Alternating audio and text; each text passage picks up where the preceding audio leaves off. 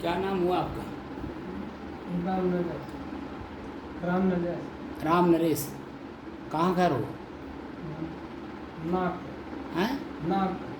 नागपुर? कौन सा नागपुर? परशुरामपुर के पास में है। अच्छा, परशुरामपुर, ये जो अपनी बस्ती में कोई गांव का नाम है नागपुर। अच्छा अच्छा। वही जो मखौड़ा के पास में है। अच्छा, मखौड़ा धाम के पास है। अच्छा अच्छा। तो आज कैसे दर्शन यहाँ हुआ? रिश्तेदार हैं? हाँ।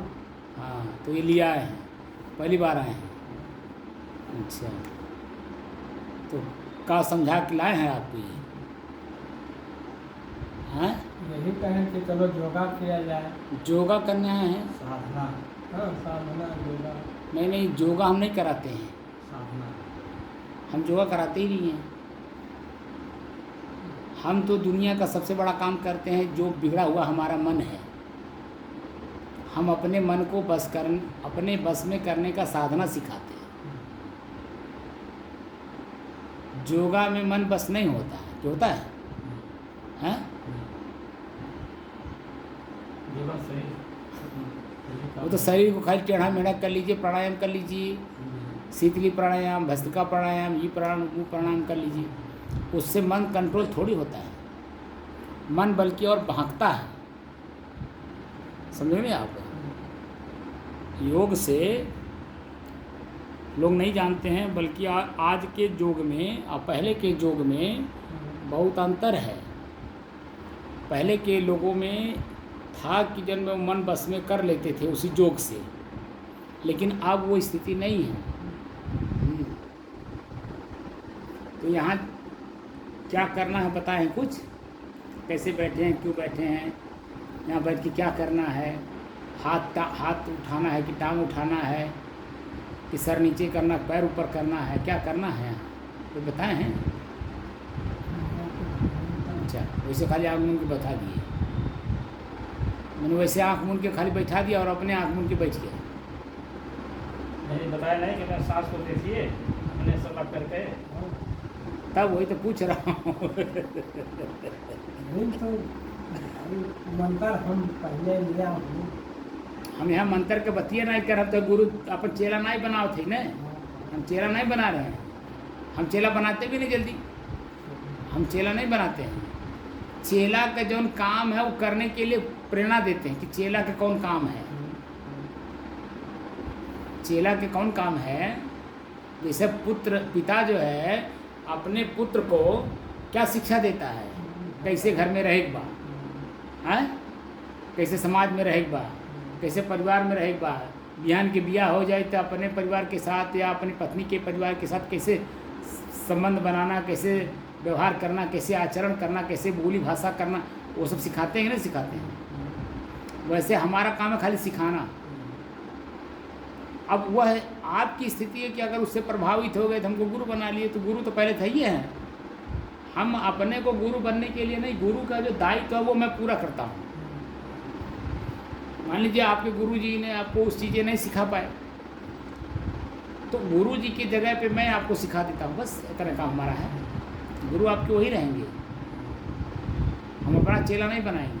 बशर्ते अगर आपके पास लगन है तो।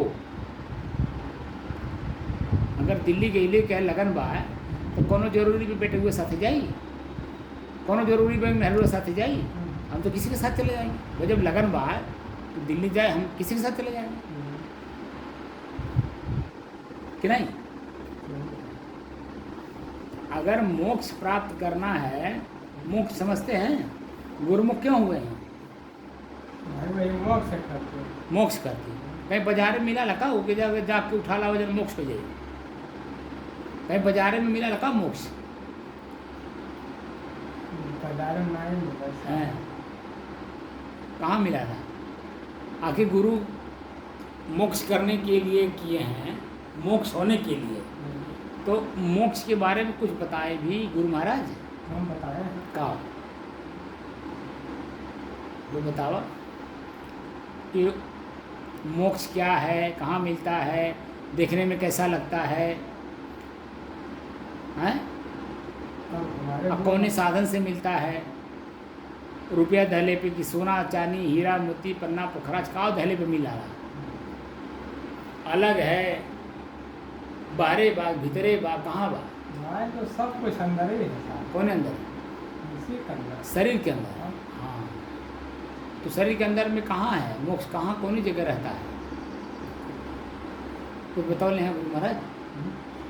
गुरु महाराज मोक्ष के बारे में क्या बताए हैं? गुरु महाराज बताए हैं कि वो अगर आखिर तक भाव भजन करते रहोगे, अगर प्राण छोड़ोगे तब मोक्ष हो जाएगा। मोक्ष हो जाएगा। अच्छा, ओकरे पहले ना हुई? वो पहले कहा है। यानी आप मतलब गुरु महाराज ये बताए हैं कि आप ये कह रहे हैं? नहीं, तो लोगों को पता है। अच्छा, गुरु महाराज बताओ हैं कि मरने के बाद मोक्ष हुई। हाँ। अच्छा, केहू जन्म जितना जनी गुरुमुख बाटे, जितना जनी गुरुमुख बैठी आपके देख रेख में, तो मरने के बाद आके बता गए कि हमारा मोक्ष हो गए।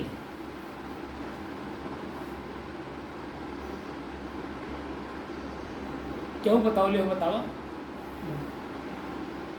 जैसे वह हर एक किताबी में कहीं लिख पढ़ बताए दे हैं का? कि अंतगता सो मता, अच्छा, अंतिम समय में जैसी तुम्हारी गति होगी वैसी मति रहेगी। अच्छा, गति जैसी होगी मति वैसी रहेगी? हाँ, उल्टा बोल रहे हैं आप, जैसी मति होगी वैसी गति होगी। तो अंतिम समय में हाँ, जैसा आप आपका जिसको भजेंगे वही उसी को मत बोलते हैं। हाँ वही हाँ। प्राप्त तुम्हें मिलेगा। अच्छा, हाँ, प्राप्ति वही मिलेगा। अच्छा, उसी को मोक्ष कहते हैं। मोक्ष नहीं, वो कहते हैं कि जैसे भगवान का भजोगे तो भगवान के धाम जाओगे, मोक्ष हो जाएगा। अच्छा, भगवान के धाम जाओगे तो मोक्ष हो जाएगा। हाँ, और नहीं अंतिम समय में आप नारी या पुत्र को किसी को भजोगे तो वह तुम्हारी वही गति रहेगी। हाँ, वही नाती पोता बन के जन्म ले ऊपर। हाँ, फिर वही जन्म लेना है बार बार। अंत मता सुगता। हाँ, अंतगता स्वमता। नहीं, अंत मता सुगता, उल्टा बोल रहे हैं आप। अरे हम जब कहीं जाते हैं तो पहले बुद्धि बनावल जाला ने, पहले मन में सोचल जाला, हाँ, तब न जाए जाला कि पहले जाके तब सोचल जाला। क्या आप समझे? आप समझ नहीं पा रहे हो। पहले घर में सोचल जाला तब न जाए जाला कि पहले जाके तब सोचल जाला। नहीं समझे? असल में कुल नींबू निचोड़ धले हाथ समझ में का नींबू कुल निचुड़ गए तो समझ में का है। समझे नहीं यार? हमारी बात समझ में आ रही है? नहीं आएगी। जब नींबू में रस नहीं रही, हाँ, जब नींबू में रस नहीं रही तो ओके काम खा जाला, खोइया खा जाला ने। हाँ, हाँ, तो खुशी है। नींबू में रस नहीं रही, नींबू में से रस निकाल ले जाई, पकड़ा है। फोकला है, वैसे आपको शरीर खाली फोकला भरतबा बा का, काहे कि नींबू तो पूरा निचोड़ डाले है। यानी शरीर को काम कर कर के, वासना पूर्ति कर कर के पूरा शरीर तो निचोड़ दिए हो। शरीर में कोनो जान बटले में तो हमारी बात कैसे समझ बा? यही नाते वो लोग उनके बात सही बा कि जब मरने के बाद तो मोक्ष हो जाएगी। एक बात बताओ, बिना खेत में काम किए, बिना परती तोड़े, खेत को खेत बनाए, बिया डालेंगे तो बिना पढ़ते तो कहाँ दिया जाए? पड़ते तुरक पड़ी न। हाँ, होता तो है। तुरने के बाद का तुरंत जन्म डाल देवा, वो के पहले कोड़ के परती तोड़ल जाला, फिर ओकरे बाद ओके चुखरल जाला, फिर उसमें कंकड़ पत्थर मट्टी जो भी है ओके अलग अलग कई कर किया जाता है। उसके बाद कई बाँह जोतवाया जाता है। जब हलवा की तरह हमारा मट्टी हो जाता है तब न बिया डालते हैं। और वह बिया जब खेत में पड़ता है, और वो भी बिया भी देखा जाता है, बिया भी कैसा है। बिया अगर ताकतवर है तो फसल बढ़िया हुई, लेकिन बिये में मारल बा तो किसान हवा ने खेतियन कराला। तो तुम्हारे भाषण तो ऐसे अपन बात पूछे थे। खेत बिना परती तोड़े खेत बनेगा नहीं, अब बिना परती को खेत बनाए खेत में बिया डाला नहीं जा सकता। और वो भी बिया भी देखा जाता कि बिया भी तंदुरुस्त हो, वो कमज़ोर न हो। पहिया न हो, हैं, सब कुछ देख के तब न खेत में बिया डाला जाला और तब ओकर फसल बढ़िया उगता है। ओकरे बाद में देख रेख कई जाला, पानी दिया जाला, पानी देने के बाद खाद दिया जाता है, निराई किया जाता है, उसका देख रेख किया जाता है, चारों तरफ से बाड़ लगाया जाता है, कौन बाहरी पशु नहीं आ जाए। फिर जब फसल तैयार होने लगता है तो जब फसल कटने से पहले उसको आग से भी बचाया जाता है, आदमी से भी बचाया जाता है, पशु से भी बचाया जाता है। काट करके जब खलिहान में आता है तो उसको जब दाया जाता है, पहिया ओसाया जाता है, भूसी ओसाया जाता है, सारा कुछ करने के बाद जब दाना दाना खाली बच जाता है तब न उसको नाप करके देखा जाता है कि हम कितना बोए थे और 4 महीने के बाद मुझे कितना प्राप्त हुआ। 1 बीघा खेत में 16 सेई गेहूं या धान बोया जाता है, लेकिन काटा कितना जाता है? तब 6 कुंटल 7 कुंटल या 5 मान लेते हैं, तब 16 किलो कहाँ, 16 किलो भी कहाँ होता है, 16 सेई न हुआ। और सेई जो है हम जानते हैं कि 800 ग्राम का लगभग होता है। क्यों? एक सेई कितने का होता है? बड़ी 1 किलो के करीब। 1 किलो मतलब ठीक मान लीजिए 20 किलो होगा। एक मानी में 20 किलो, अब 20 किलो मान लिया, 20 किलो मान लिया हम, तो 20 किलो बिया हम खेत को दिए और काटे कितना? 5 कुंटल। 5 quintal 6 quintal. तब 5 मैं मान लिया, 6 को उसको अभी रख दीजिए।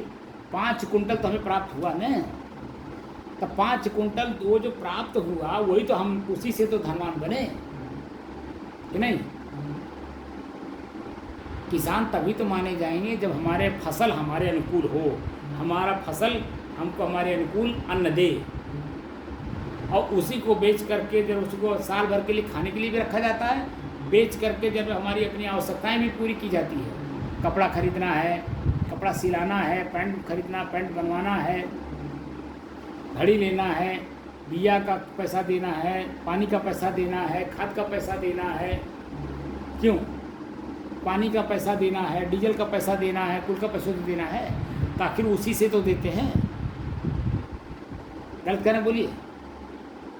तो उसी खेत से कमा करके ही तो सब खर्चा किया जाता है, तब तो किसान हुए।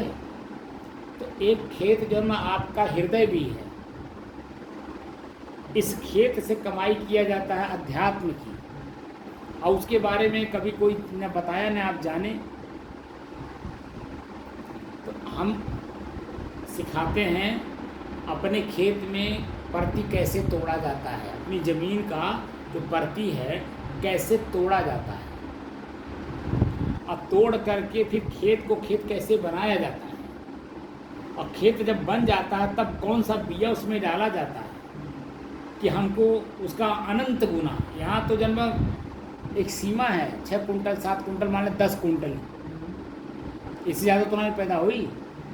लेकिन जिसकी मैं चर्चा कर रहा हूँ अनंत गुना, अनंत मतलब उसकी कोई गणना ही नहीं है। इतनी बड़ी प्रॉपर्टी आपके पास है कि अनंत गुना लाभ आपको मिलता है, लेकिन आपको पता नहीं है।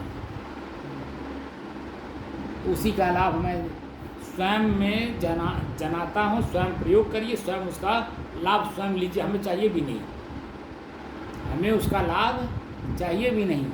आपका लाभ, आपकी कमाई आपके पास रहे, तो ये अध्यात्म है। एक बात बताइए, जो शरीर है राम नरेश का, ये शरीर ही मैं हूँ या मेरा है?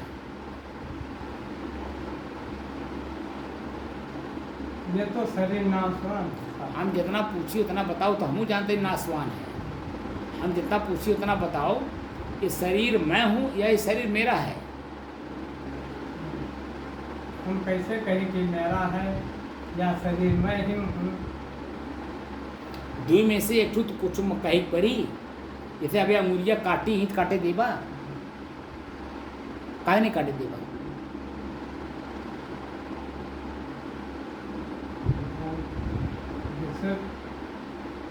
घड़िया मांगे कि हमारा है, हैं?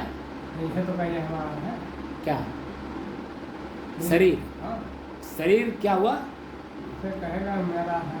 शरीर मेरा है, तो मेरा का मतलब जानते भी हैं। जैसे मेरा घड़ी, मेरा पर्स, मेरा शर्ट, मेरा पैंट, मेरा गमछा, ये कहेंगे ना। तो ये अलग अलग हैं या एक कुल हैं?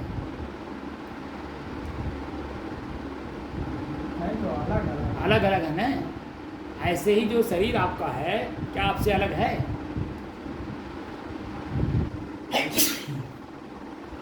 ये शरीर जो आपने कहा मेरा है, तो मेरा का मतलब होता मेरे से अलग है। जैसे मेरा घड़ी, तो घड़ी अलग है मेरे से, तभी तो मेरा है।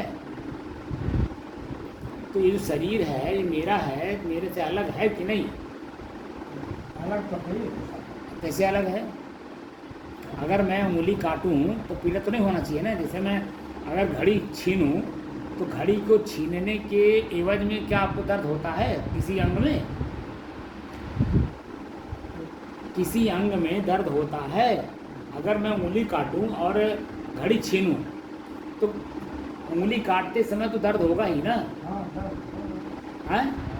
लेकिन क्या घड़ी में भी जब दर्द होगा? नहीं बनाएगा। तो वही तो मैं पूछ रहा हूँ।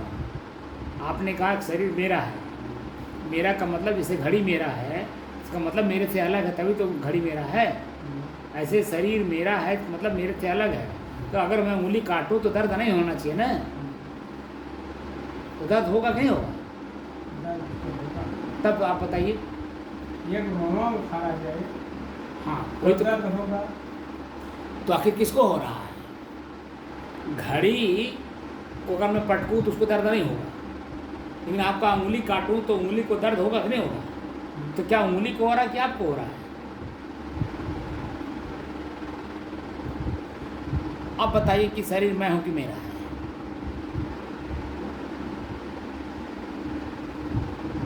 शरीर में साहब जब तक श्वास रहेगा तब मैं तक जो सब पूछूं- कुछ दर्द है। जो मैं पूछूं उतना बताइए। हमें भी सब पता है, हम उसी चीज़ को कंफर्म करना चाहते हैं, आपके दिमाग में डालना चाहते हैं, जो सही चीज़ें डालना है। जब तक सही चीज़ को आप जानेंगे नहीं तब तक सही उसका उपयोग कैसे करेंगे? ये शर्ट है, एक खूंटी में टांग दीजिए, आपका भी हो, आपके बेटे का भी हो, नाती का भी हो, और आपके 4 बेटे, चारों बेटों का हो, उसी के बीच में आपका भी हो, तो क्या किसी का शर्ट पहन लेंगे? अपना ही है। तब वैसे ही जितने भी लोग आपके साथ जुड़े हुए हैं वो अपना अपना कर्म कमाई खाएंगे, अपना अपना चीज़ पहन रहे हैं, अपना अपना चीज़ पे ही उनका अधिकार है। उसी तरह से आपका अपना अधिकार है ना। तो आपका अपना अधिकार कैसे समझेंगे? जब जानेंगे तभी तो उसको अपना अधिकार मानेंगे। जब जानबे नहीं करेंगे तो अपना अधिकार कैसे मानेंगे? ये शरीर मैं हूँ कि मेरा? आपने कहा मेरा। अभी उंगली काटूं तो काटने नहीं देंगे, इसका मतलब है कि मैं हूँ, ये ना हुआ। घड़ी तो मैं छीन भी लूँगा, लेकिन क्या उंगली भी छीन पाऊँगा? तो दर्द करेगा। तब फिर तो दर्द किसको करता है? तो स्वयं शरीर को ही तो करता है। इसका मतलब वो कि इसमें शरीर हुआ कि नहीं? बात को समझे नहीं लगता है। हाँ, समझा तो। कहाँ समझे थे? इससे पहले आपने जब मैं प्रश्न पूछा कि शरीर मैं हूँ कि मेरा, तो आपने कहा ना मेरा है। तो मेरा का मतलब भी समझ जाओ कि मेरे से अलग है तब मेरा है। बात को समझ रहे हो नहीं? तो क्या सचमुच आप इस शरीर से अलग हैं वर्तमान में? अगर अलग होंगे तो दर्द नहीं होगा। हाँ तो अलग हो जाएंगे, उसी दिन मट्टी हो जाएगा तब तो मैं दर्द। अभी की बात पूछ रहा हूँ, आज अभी की बात पूछ रहा हूँ कि अभी आप शरीर हो कि शरीर आपका है? ये शरीर ही आप हो या ये शरीर आपका है? तो आपने कहा कि मेरा है, कहाँ नहीं कहा? तो मेरा का मतलब मेरे से अलग है तब तो मेरा है। बात को हमारी पकड़ नहीं पा रहे हो हाँ लेकिन पकड़ा। कहाँ अलग पकड़ा? तो है ही। अलग हो न। हाँ। तो अब इस हिसाब से बताओ कि जब ये शरीर मैं हूँ कि मेरा है। जैसे घड़ी छीनूं तो उससे दर्द नहीं होगा, लेकिन आपके उंगली अगर खींचूं तो टूटेगा ना, तो दर्द किसको होगा? नहीं, तो फिर अभी तो पूछ रहा हूँ कि इस दृष्टांत से ये शरीर मैं हूँ कि मेरा है, दर्द तो नहीं होना चाहिए ना, मेरा का मतलब मेरे से अलग, उसमें दर्द नहीं होता है। जैसे आपका शर्ट मैं फाड़ दूँ, जला दूँ, आपको पीड़ा नहीं होगा। लेकिन उंगली जब तोड़ूंगा, उंगली पकड़ूंगा, उंगली काटूंगा, तो दर्द होगा कि नहीं होगा? तब फिर तो अब इस हिसाब से बताओ कि शरीर मैं हूं कि मेरा है?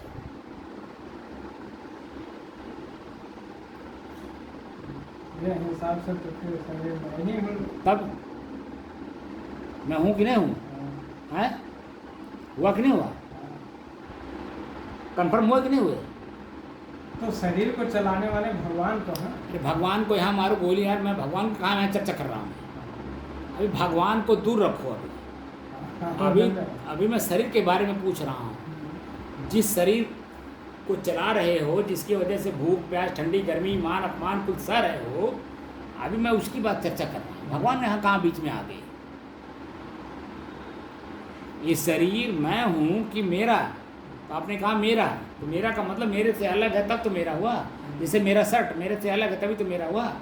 तो शर्ट अगर मैं जलाऊं, कोई तीसरा आदमी इसको फाड़ दे, जला दे, कन्हई में डाल दे या आपके शरीर से छीन ले, तो आपको दर्द नहीं ना होगा।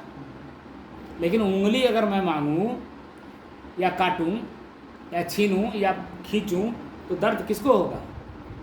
तो फिर वही तो पूछ रहा हूँ। तो इसका मतलब हुआ कि शरीर मैं हुआ हूँ ना, तो मेरा कहाँ हुआ? आप समझे नहीं मेरी बात? जैसे ये कलम मेरा है, ठीक है तो भले मेरे हाथ में, भले मैंने खरीदा है दुकान से, लेकिन मेरे शरीर में से अलग है कि नहीं है? है ना अलग। अब मैं इसको पकड़ करके रखा हूँ तो मेरा है, लेकिन यहाँ मैं रख दिया या आप छीन लिए तो मेरा काम मेरे हाथ में नहीं है, तो वो तो आपका हुआ कि नहीं हुआ? कोई भी किसी से भी कह सकते भाई देखो मेरे हाथ में तो मेरा है, कहोगे कि नहीं कहोगे? तो ये अलग है तभी तो मेरा हुआ। अब आप बता दीजिए, अगर मैं इसको आप तोड़ दो, फेंक दो, कुछ कर दो, तो मेरे शरीर में कहीं दर्द होगा? नहीं होगा ना। लेकिन मेरा उंगली तोड़ो तो दर्द होगा। तो अब इस सिद्धांत से बताइए कि शरीर मैं हूं कि मेरा है?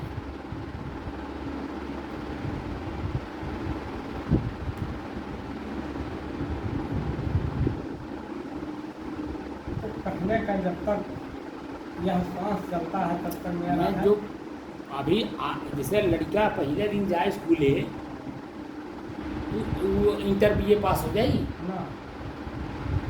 कहते तो हम पहला अक्षर पहला सीढ़ी आपको पकड़ा, पहला सीढ़िया तो मजबूत कैल है, तो पहला सीढ़िया मजबूत हो जाई। एक लड़का पूरा साल भर जब कक्षा 1 में पढ़ रहा तब ओकर दिमाग शरीर सब कुछ मजबूत होला। अब आज गई और पता चला कि दूसरे दिन गए दूसरे कक्षा में, तीसरे दिन गए तीसरे कक्षा में, चौथे दिन गए चौथे कक्षा में। क्या ऐसा मान्य होगा? एक कक्षा में पूरा साल भर पढ़ना पड़ता है, तब परिपक्वता आती है।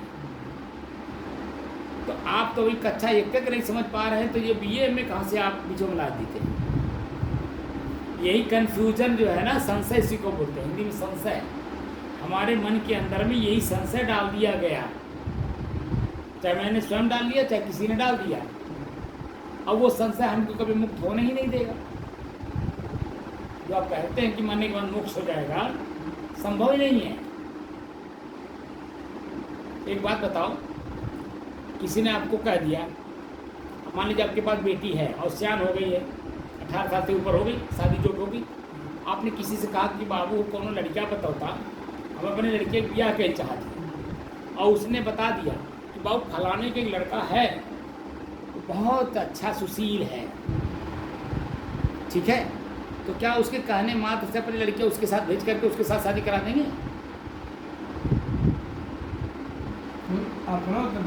हाँ, यही बच्चे पॉइंट हम कहवा चाहते हैं आपसे, कि जब तक खुद उनके कहने के अनुसार खुद हम जाएंगे, देखेंगे, उनके घर जाएंगे, उनका खान पान, उनका रहन सहन, उनका खेत बाड़ी घर द्वार सब कुछ देखा जाता है। नहीं, उस लड़के से भी बातचीत किया जाता है, ऊपर से देखने में कैसा है, भीतर से बातचीत करने में कैसा है, वो बोलता कैसा है, उसके शब्द जो मुंह से निकलते हैं वो कैसा है, हाँ सही। हाँ? यहाँ तक कि उसके बाप दादा, यहाँ तक कि 10 पुश्त तक देखा जाता, कोनो रोग तो नहीं रहा। जब सब कुछ देख लिया जाता, जान लिया जाता, संतुष्ट हो लिया जाता, तब न अपने लड़की का शादी किया जाता ढोल बजा के। रिश्ता बांधा जाता है। वैसे ही ये जो अपना जीवन है, हम जीवन किसी के साथ बांध रहे हैं, तो क्या उसके बारे में कभी आपने तहकीकात की कि हमारा सचमुच मोक्ष हो जाए? ये तो किया नहीं आपने।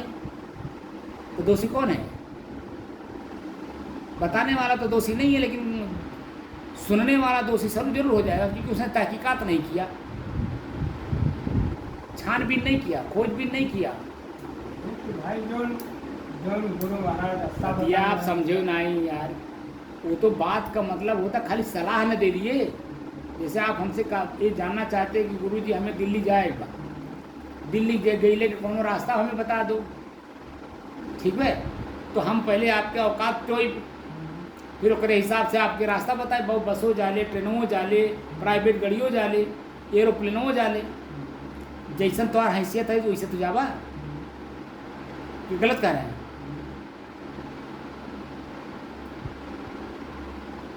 तो गुरु महाराज तो खाली सलाहकार न है, उसको बोलते हैं पथ प्रदर्शक।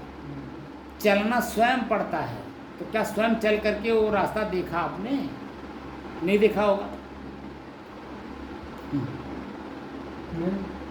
उनके रास्ता पर जैसे 4 वेद बताएं, हैं? 4 वेद बताएं। 4 वेद हाँ, नहीं, वो तो मैं मान लिया 4 किताब हो गया, वेद का नाम हो गया। वेद का मतलब भी समझाए, वेद क्या है? वेद का मतलब भी समझाए, वो तो किताब के बारे में बता दी। 4 वेद है, ऋग्वेद, यजुर्वेद, सामवेद, अथर्ववेद, वो तो मैं समझ गया। लेकिन वेद का क्या मतलब होता है उसको समझाए। विद धातु से वेद शब्द बना है। विद धातु का अर्थ होता है जानकारी प्राप्त करना। जैसे आपके पास, मैंने उदाहरण दिया कि आपके पास बिटिया तैयार हो गई है, शादी योग्य, तो आप किसी से जब अपनी बात कहोगे तब तो उसका वो प्रतिक्रिया देगा कि वो फलाने जगह, फलाने गांव में फलान आदमी का एक बेटा है, देख लीजिए आप, आपके अनुसार है, आपके अनुकूल है कि नहीं। तो जब आप वहाँ जाएंगे, तहकीकात करेंगे, पूरा हर चीज़ जानेंगे, तब तो जब उसको परिपक्व करेंगे, तब तो तिथि डालेंगे, तो ऐसे कर देंगे। ऐसे ही गुरु तो खाली सलाहकार होता है ना। तो सलाहकार जो हमें जो सलाह दिया, क्या आपने तहकीकात की उसके बारे में? नहीं की होगी, वो तो खाली आँख मूंद के मान लिए। तो आँख मूंद करके मानने वाला अंधा माना जाता है। तो क्या आप अंधे हो? आपके पास विचार और विवेक नहीं है? बोलिए,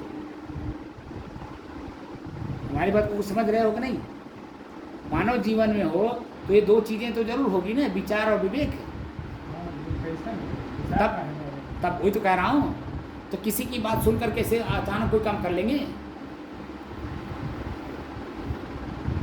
हमारे यहाँ यही हाल है कि जो किताब में लिख गया वो मान लिया, जो किसी ने बता दिया वो मान लिया। हमने तहकीकात नहीं की, विचार और विवेक रूपी शब्द का प्रयोग नहीं किया।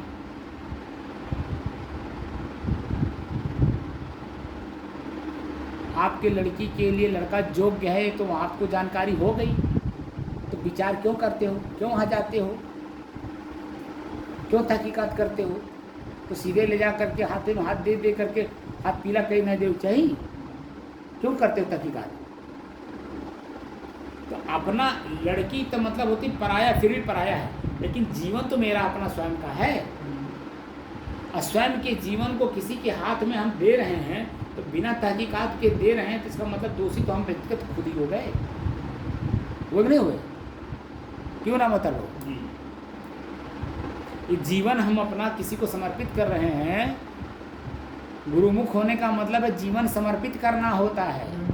तो क्या जीवन समर्पित करने से पहले गुरु के बारे में तहकीकात किया आपने कि गुरु वास्तव में गुरु है?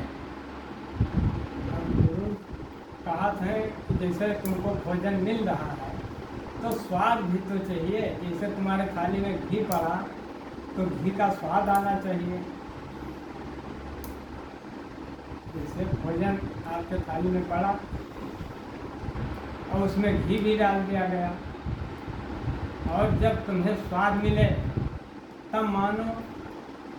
हाँ, तो आपने क्या वो जो घी है, घी का स्वाद लिया आपने? तो मोक्ष हमें तो मिला, मिल गया स्वाद ना? मिल गया। मिल गया, मोक्ष हो गया। अब मोक्ष कैसे हो गया? हाँ? हम लोग तो पढ़े हैं, उसी वेद में लिखा है, उसी वेद जिसकी बात आप चर्चा कर रहे हो कि जिंदा रहते रहते अगर हम मोक्ष को नहीं देख पाए तो मरने के बाद कहीं कुछ होता नहीं है। क्योंकि आज तक ले कोई मरने के बाद घूम के आके बताया नहीं कि मेरा मोक्ष हुआ कि नहीं। क्योंकि जिस साधन से बताना था वो साधन तो हम लोगों ने खुद अपने आपके सामने ले जला दिया, तो बोलेगा कैसे? जब मुँह ना आई बा, आँखिए ना आई बा, पैरवे ना आई बा, हाथवे ना आई बा, जीभिए ना आई बा, आवाज़ ही नहीं है, तो बोलेगा कैसे? बोलिए। उसी विधवा में हम भी पढ़े हैं, जो आप विधवा की बात चर्चा, आप तो पढ़े नहीं होंगे, ना, खाली नाम सुन लिए 4 वेद है। का मतलब सत्संग सुनता रहा, बचपन में ही मंत्र ले लिया, बस एग्जाम लो। वो तो ठीक है, आपने अच्छा काम किया, कम से कम बहुत सारी बुराइयां आपके जीवन में नहीं आई, मैं उसके बारे में नहीं कह रहा हूँ, वो तो अच्छा काम आपने किया। लेकिन मोक्ष बहुत गंभीर विषय है, लड़की की तरह। जैसे लड़की का शादी आप करते हो किसी के साथ तो गंभीर हो करके करते हो, तहकीकात करते हो, क्योंकि आप उसके गार्जियन हो। वो लड़की अगर कहीं जाएगी, अगर दुखी रहेगी तो क्या आप सुखी रहोगे? तो इसीलिए उसको हम जहाँ कहीं भी शादी करते हैं तो उसको सुखी देख करके करते हैं। उसके परिवार का पूरा डिटेल लेते हैं, उसका आय का स्रोत क्या है, रोज़ का खाना पीना का खर्च कहाँ से आएगा। हमारी बेटी को रोज़ दोनों टाइम भोजन चाहिए, कपड़ा चाहिए, साबुन चाहिए, तेल चाहिए, खाने के लिए, रहने के लिए जब आवास चाहिए, गर्मी से बचने के लिए पंखा चाहिए, कहीं जाने के लिए उसको साधन चाहिए। तो सब कुछ देख करके न करते हैं, आखिर वो खर्चा कहाँ से आएगा? आय का स्रोत देखते हैं तो खर्च भी देखते हैं। खर्च तो आपको मालूम है, लेकिन आय का स्रोत नहीं है तो कैसे किसी के साथ शादी कर देंगे? आप नहीं करेंगे ना। ये जो शरीर है ये भी हमारी बेटी है, हमारी स्वयं का शरीर हमारी बेटी है। हम अपने शरीर को किसी के साथ समर्पित कर रहे हैं तो उसके बारे में हमें पूरा पहले तहकीकात करना चाहिए। खैर तो बचपन में आपके माता पिता करा दिए होंगे गुरमुख, आप तो अपने से तो हुए नहीं होंगे। नहीं, माता पिता नहीं कराए, हम अपना स्वयं। क्या साल की उम्र थी? मुंबई में रहते रहे, वहीं हम मंत्र ले जाते। क्या साल की उम्र थी आपकी? बस वही समझो 10-12 साल या 15 साल। मुंबई में गुरु महाराज मिल गए? हाँ। कौन कुछ? ये ऐसे सतपाल जी। अच्छा, सतपाल जी महाराज, नेताजी। अरे सतपाल जी महाराज वो तो कांग्रेस के नेता भी रहे, रेल मंत्री भी तो रहे। अभी नहीं जानता हूँ कि नेता है। नहीं, नेता। अरे हम जानते हैं ना, तभी तो हम कह रहे हैं। आप तहकीकात कर लीजिए तो आपको मालूम हो जाएगा। आपको इससे कहिए तो मैं इसमें भी दिखा देता हूँ आपको। सबको जानते हैं, हमारे कबीर की वाणी सभी लोग बेच रहे हैं। किसान का सौदा सभी बनिया बेच रहा है, लेकिन क्या किसान है बनिया? उपज जब तक स्वयं नहीं करेगा तो किसान के पीड़ा कैसे समझेगा? बोलिए। हाँ, सही बात है। तो सत्संग में या कबीर की वाणी तो आप सुने होंगे, और कहाँ सुने? तब जितने चौपाई हैं सब हम जो है कबीर पंथी मूल हैं। हम अगर कबीर समाधि पे रहते हैं, हम कोई बात ऐसा बोल ही नहीं सकते कि जहाँ आपके मन को कोई भ्रम पैदा करे। अन्य लोग उसी शब्द वो नहीं बोलते हैं, अपना बोल के कबीर का खाली छाप लगाते हैं। बोलते अपना है और कबीर का खाली छाप लगाते, कहीं कबीर सुनो भाई साधो। लेकिन कबीर की वाणी जो है वो बीजक है, यहाँ रखी हुई है। उस वाणी को कोई पढ़ता ही नहीं, इतना गंभीर विषय है वो। क्योंकि जैसे सुरती आप भी खाओ और मैं भी खाऊं, तो आप हमसे कह पाओगे कि छोड़ दो, या मैं कह पाऊंगा कि छोड़ दो? बोलिए। तो कबीर तो पत्नी बच्चे उनके थे ही नहीं, इसीलिए वो कहते हैं तुम भी छोड़ दो। क्या कहते हैं? जो घर जा रहे आप उन्होंने चले हमारे साथ। तो घर जाने की बात कर रहे हैं ना, घर बसाने की बात नहीं कर रहे हैं, घर जराने की बात कर रहे हैं। तो सतपाल जी महाराज जन्म घर जरा दले बाटे अपन। हम घर जराते हैं। बिटिया बेटवा उनके, हैं, बेटी दामाद उनके, तो कहाँ घर जरल? वो तो वासना और पूर्ति कर दी है ना। तो वासना मुक्त होने का, मोक्ष का मतलब होता है वासना मुक्ति। और वो जिंदा रहते रहते जाना जाता है वासना है क्या। अपने शरीर में जब काम वासना जगता है तो उस समय में बुद्धि भ्रमित होती है कि नहीं? वो बुद्धि भ्रष्ट होती है कि नहीं होती है, हैं? तो उस समय में बताइए कहाँ चेतना रहती है? तब अब कबीर तो जब जीवन भर जब निहंग थे, निहंग समझते हैं ना, उनके पत्नी बच्चे थे ही नहीं, शादी नहीं उन्होंने की थी। पूरा अपना जान के तभी तो कह रहे हैं। वही तो मैं कह रहा हूँ। तो जो उनकी भाषा बोल रहा है तो क्या उसके तरह है लोग? तब फिर तब ऐसे लोगों का हम संगत क्यों करें भाई? हम सीधे अगर किसान से संबंध रखें तो हमको कम रेट में अच्छा हमें पैदावार मिल सकता है। लेकिन जब हम बिचौलिए से लेंगे तो कुछ मिला के दे ना दे, तो वो महंगा पड़ी नहीं पड़ी। तो आप कबीर से सीधे जुड़िए, सीधे कबीर से जुड़ करके जो सही बात है वो ले लीजिए। ये बिचौलियों को क्या ज़रूरत है? लेकिन अगर बिचौलिए से भी अगर आपने संबंध बनाया तो उसमें कई लाभ है। जैसे आप चोरी नहीं किए होंगे, बेईमानी नहीं किए होंगे, किसी की माँ बहन बेटी गलत दृष्टि से नहीं देखे होंगे, किसी का सामान आप नहीं उठाए होंगे बिना पूछे, ठीक है। बहुत सारी ऐसी अच्छी चीज़ें हैं जो आपने पालन किया हो।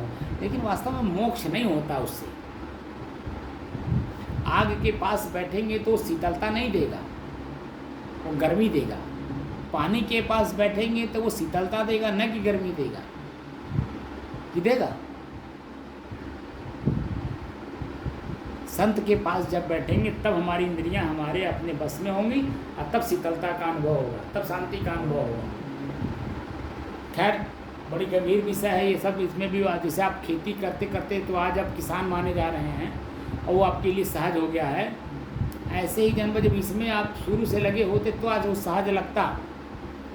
लेकिन आपने तो काम दूसरी जगह किए थे, सहज कैसे लगेगा? तो शुरू से हम साहब जहाँ संत लोग की बैठक होता है यार बात समझते हाँ हैं। हाँ वो हमसे ये कबीर पंथी में शुरू से तो आए। बात आप समझे नहीं। आप हमें नहीं कह रहे हैं कि कबीर पंथी नहीं हुए तो आप चोरी कर रहे हो, बेईमानी कर रहे हो, ठगी कर रहे हो। तो हमने कहा नहीं। बहुत सी सारी चीज़ें जो अच्छी चीज़ें हैं वहाँ से सीखा आपने। लेकिन जो मूल चीज़ है, जो जन्म मरण का मूल कारण है, वो तो आपके बारे में जानकारी कभी हुई ही नहीं। वासना नाम की एक भूतनी आपके ऊपर सवार है 24 घंटा, ठीक है। 24 घंटा वासना नाम की भूतनी सवार है। क्या इसके बारे में कभी जानकारी हुई वो वासना रूपी भूतनी क्या है? वासना नाम की भूतनी एक आपके ऊपर 24 घंटा सवार है, मालूम है आपको? किसी सत्संग में जानकारी दी गई?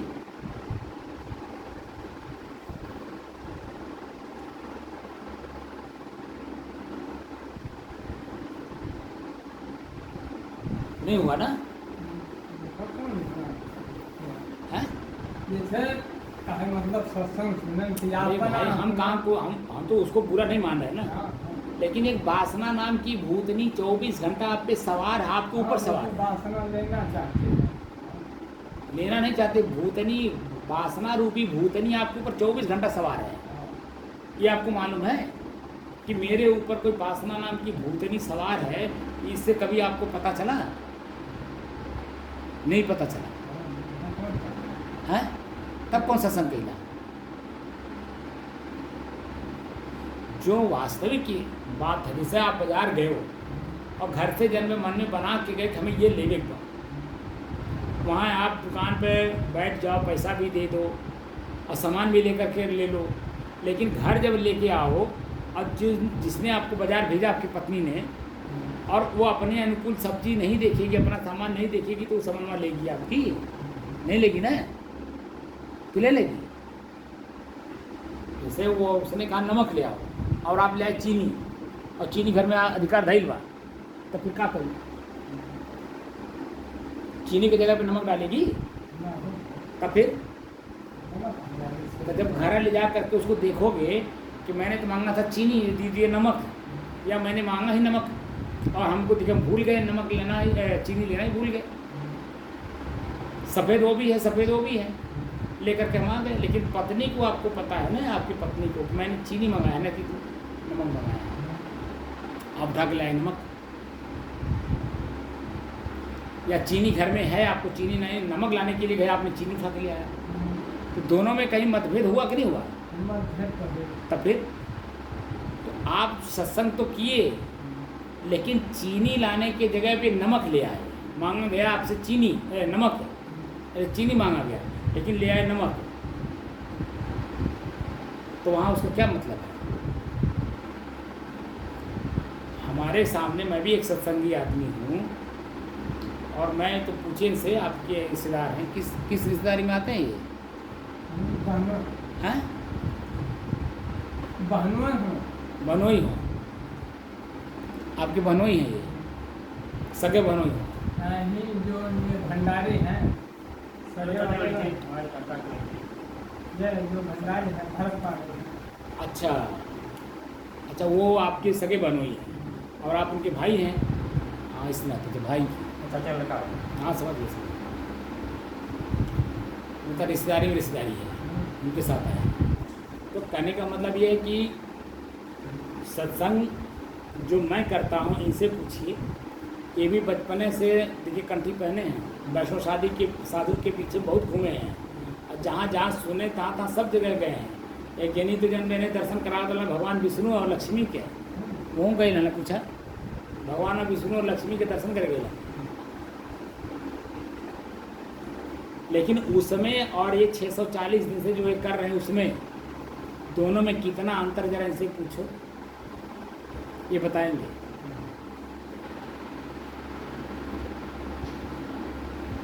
मैं इसीलिए आपसे खोद करके पूछ रहा हूँ, बाकी और कोई बात नहीं, हमारा कोई आपसे दुश्मनी नहीं है। क्योंकि जो सत्संग आपने किया वो तो आपने वही किया तेली के बैल की तरह, खाली चलते भर रहे। आँख में पट्टी थी, आज जब आँख से पट्टी खुलेगी तो आपको पता नहीं चलेगा कि मैं सचमुच चला या वहीं का वहीं हूँ।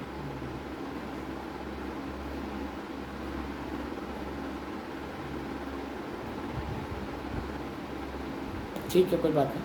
तो भगवान और ईश्वर में क्या अंतर है मालूम है? सत्संग में कभी भगवान और ईश्वर के बारे में अलग अलग बताया गया कि एक है, ये बताया गया?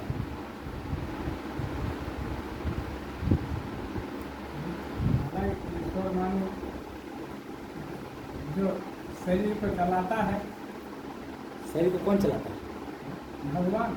भगवान शरीर को भगवान चलाता है। अच्छा, और भगवान किसको कहते हैं? मतलब वो है एक दोनों नमवा है, हैं एक लेकिन दो नाम है, नाम है ये ना? और उसी को चाहे ईश्वर मानो। अच्छा, चाहे उसी को चाहे ईश्वर मानो चाहे भगवान मानो, एक है। लेकिन आज आप जान लो कि दोनों दुई हैं, एक ना ही है। आपका जो शरीर है ये भगवान है। जैसे मकान है तो मकान में मालिक भी तो है, जैसे गाड़ी है तो उसमें ड्राइवर भी तो है, ऐसे शरीर है तो शरीर को चलाने वाला भी कोई इसमें है। तो ये जो शरीर है यही भगवान है। ये शरीर कैसे भगवान है मालूम है? भगवान जो शब्द है उसमें 5 अक्षर है, भ ग व आ न। भा भूमि, भूमि मिट्टी, ग गगन माने आकाश, व वायु माने हवा, से आग, न शरीर माने पानी। तो पंच प्रकृति को भगवान कहते हैं, जो हमारा आपका शरीर है। लेकिन इसी शरीर को चलाने वाला इसी में कोई है। वही ईश्वर? वह ईश्वर नहीं, वो एक साधन। ईश्वर एक साधन है। जैसे समय देखने के लिए घड़ी साधन है, ऐसे ही जो है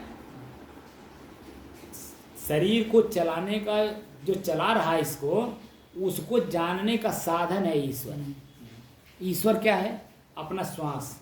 ये जो बताया आपसे आपके रिश्तेदार कि अपने श्वास को अपने से अलग होकर के देखो, शुरू में बताए होंगे ना, वही अपना श्वास अपने से अलग है। कभी अनुभव किया आपने? तो अलग कहाँ रहेगा साहब? ये तो बात है। ये जो शरीर है 5 तत्व से है ना, तो 5 तत्व शरीर में है कि नहीं? ये जो श्वास है वो हवा ही तो है। हाँ, तो हवा हमसे अलग है कि नहीं, ये नहीं मालूम आपको? अलग तो है, लेकिन काहे मतलब ये शरीर जब छोड़ देगा तब इसमें शरीर में क्या चीज रह जाएगी? आप समझे नहीं, इसीलिए तो शरीर में जब तक आप हो तब तक भर तो अपने आप का परिचय करोगे। हाँ, निकल जाने के बाद कौन से साधन से प्रयोग करोगे? और कोनो साधन तो नहीं, क्योंकि साधन तो यही रह जाएगा। हाँ। इसीलिए साधन में रहते रहते साध्य को जानना है ना। साधन में रहते रहते साध्य को जानना है। साध्य कौन है? इस शरीर में जो मैं बोलने वाला है उसको जानना है। लेकिन वो जब तक ये आँख कान नाक बंद नहीं करोगे तब तक उसका अनुभव नहीं होगा। आँख बंद करिए और अपने श्वास को अपने से अलग होकर के देखिए तो कैसे कहीं हवा दिखाई देता है? आँख बंद भी है और देखना भी है, दोनों मतभेद बात नहीं बा। आँख बंद भी करना है और देखना भी है। मैं कह रहा हूँ कि आँख बंद करिए, श्वास को देखिए। तो इस आँख बंद कर लेंगे तो श्वास कैसे दिखाई देगा? उसको कहते हैं महसूस करना। आँख बंद करके जब अपने श्वास को देखेंगे मन से तो महसूस होगा कि मेरा श्वास कैसे चल रहा है। अगर मन में कोई चिंता होगी तो मेरे श्वास की गति तेज चलेगा। अगर मन में कोई चिंता नहीं है, कोई भय नहीं है, किसी प्रकार का कोई चिंतन नहीं है तो आपके श्वास की गति आराम से चलेगी। ठीक है ना? तो वो आपको अपने आप से अलग महसूस कराएगा कि मेरे से अलग है, लेकिन थोड़ा अभ्यास करना पड़ेगा। बिना अभ्यास के नहीं होगा। धीरे धीरे जब अभ्यास करेंगे तो हमारा श्वास हमसे अलग है ये मालूम होने लगेगा। जैसे घड़ी अलग है तभी तो हम घड़ी को देखते हैं कि क्या बज रहा है। घड़ी मेरे से अलग है तो उसमें दिखाई दे रहा है। ऐसे मेरा श्वास मेरे से अलग है तब तो हमको महसूस होगा। अगर ये ऐसा होता नहीं तो मैं आपको बताता नहीं, क्योंकि हमारे पूर्व के ऋषि लोग भी यही बताए हैं। भगवान शरीर को कहते हैं, जड़ को कहते हैं। जैसे मुर्दा है, शरीर पड़ा हुआ है, देखिए श्वास नहीं चल रहा है, आँख देखता नहीं, कान से सुनता नहीं, लेकिन बॉडी पड़ी है ना। क्योंकि उस शरीर को चलाने वाला ड्राइवर उस शरीर पर से उतर गया तो शरीर वही खड़ी हो गई। जैसे गाड़ी पर से ड्राइवर उतर जाता है तो गाड़ी वहीं खड़ी हो जाती है, 1 इंच भी इधर उधर हिलती नहीं है। ऐसे ही जब इस शरीर से आत्मा मन मैं स्वयं जो बोलने वाला हूँ इस पे से जब निकल जाऊंगा ये शरीर ऐसे पड़ी रहेगी, आँख खुला रहेगा, हाथ पैर खुला रहेगा, लेकिन न चलेगा, न हिलेगा, न डोलेगा, न बोलेगा, न सुनेगा, न देखेगा। इसीलिए शरीर में रहते रहते हमें अपने आप को जानना है। जो आँख है मेरे से अलग है, इसका काम खाली देखना है। ये उठाता नहीं है, सुनता नहीं है, सूंघता नहीं है, बोलता भी नहीं है, खाली देखने का काम करता है। कान खाली सुनता है, देखता नहीं है, बोलता भी नहीं है, सूंघता भी नहीं है। कान अपना अपना काम सारे लोग करते हैं और उसी में हमें अपना काम करना नहीं, अपना परिचय करना है।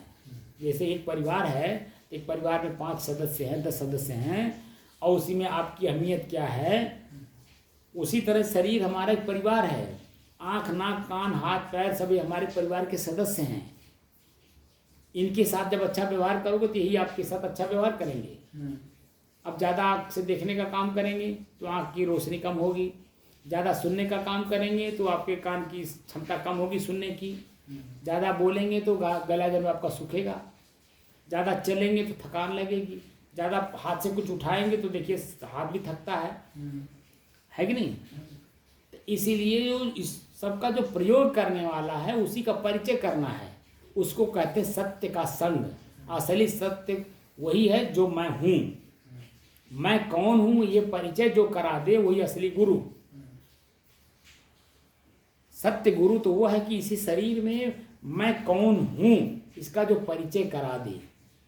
परिचय नहीं करा के बल्कि हूबहू दिखा दे यही आप हो, यहाँ बैठे हो, अपना स्थान भी बता दे ये स्थान आपका है, यहीं आप बैठे हैं, इस रूप रंग के हैं, इस जगह हैं। वह साधक गुरु संत होते हैं। संत के अलावा किसी में हिम्मत नहीं है कि वो इस सब चीज़ों को बता दे।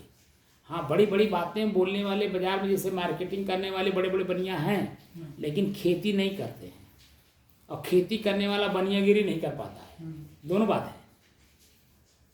खेती करने वाला किसान आप है ना, क्या आप बनियागिरी कर पाएंगे? क्या आपको बनियागिरी करे वाला? वह तो खेती से और बनिया गिरी से अंतर है कि नहीं है? हाँ, अंतर। अंतर है ना? तो वही तो मैं कह रहा हूँ, किसान बनिया नहीं है और बनिया किसान नहीं है, क्योंकि दोनों में अंतर है। किसान पैदा करता है, अब पैदा किया हुआ चीज जो बनिया है वो खाली ट्रांसफर करता है, बदलता है, यहाँ से वहाँ, वहाँ से वहाँ, वहाँ से वहाँ।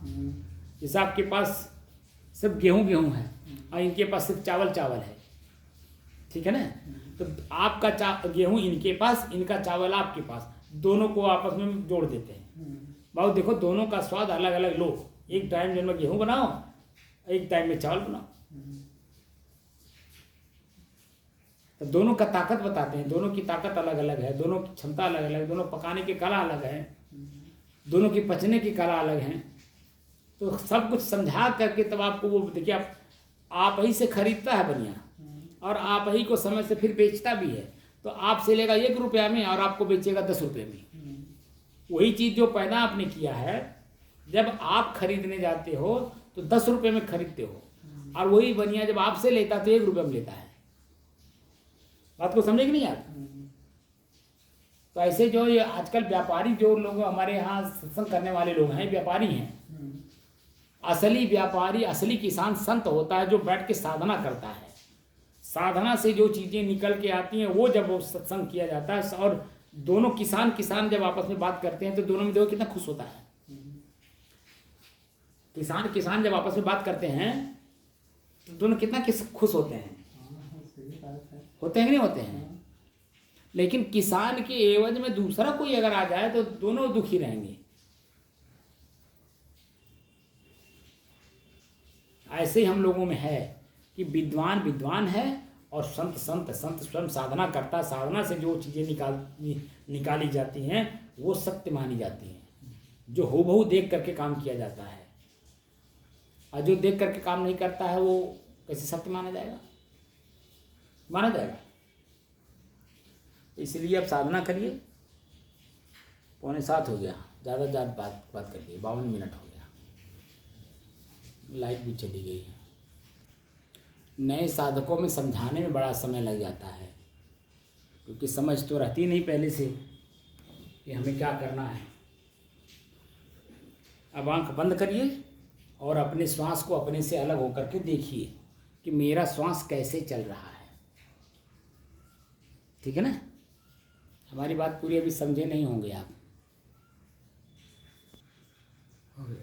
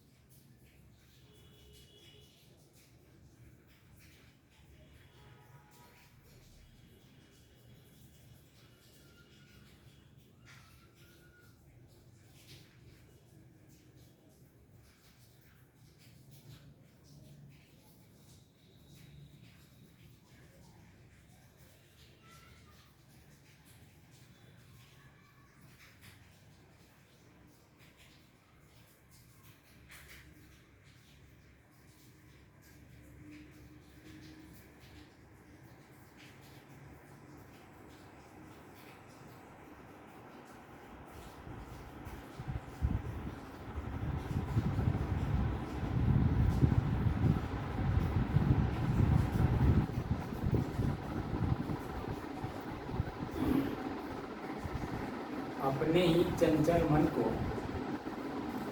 अपने ही बस में करने की दृष्टि से साधना करते करते आज 640 दिन हो गए। तारीख 8 अगस्त सन 2023, दिन मंगलवार, सायंकाल का समय। आज एक नए साधक आए हैं जो इनका नाम है राम नरेश। ये हरैया तहसील जिला बस्ती के ग्राम नागपुर के रहने वाले हैं।